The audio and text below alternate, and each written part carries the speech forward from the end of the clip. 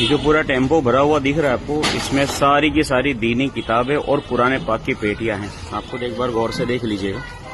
یہ جو آپ لوگوں نے ایصال ثواب کی نیت سے مرحوموں کے نام پر پیٹیاں رکھی تھی نا، اس کو کسی نے پڑھا نہیں، بس یہ ایسی ہی پڑی رہی، پڑے پڑے اس میں کاٹ چڑھ گیا، اور آج یہ ساری کی ساری چیزیں شریعت کے اعتبار سے ہنڈی کرنے بھیجنی پڑ رہی ہے. ریکویسٹ ہے کہ اگر آپ کو خرچ کرنا ہی ہے مرحوموں کے نام پہ، تو اپنی ایسی مسجد ہے جہاں پر نظر آتی ہے وہاں پر ایک بار جا کر دیکھیے کہ لائٹ بل بھرے جاتے کہ نہیں. لائٹ بل میں پیسہ دے دیجئے.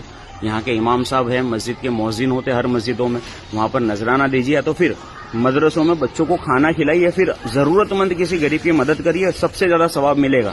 مگر یہ جتنوں نے بھی مسجدوں میں بنا پرمیشن پیٹیاں رکھی تھی نا، آج یہ پیٹیوں کے حال ایسے ہو چکے ہیں آپ خود دیکھیں، پڑے پڑے کاٹ کھا چکی ہے.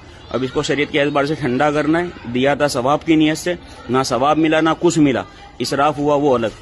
تو ریکویسٹ ہے، قرآن پاک کی پیٹی دینا ہی مردوں کو ثواب دینا نہیں ہوتا. مسجدوں میں خدمت کرنا، مسجدوں کی ہیلپ کرنا، یا پھر غریبوں کی مدد کرنا، یہ بھی ایصال ثواب ہوتا ہے. ریکویسٹ ہے، کسی بھی مسجد میں بنا پرمیشن کوئی چیز مت رکھیے.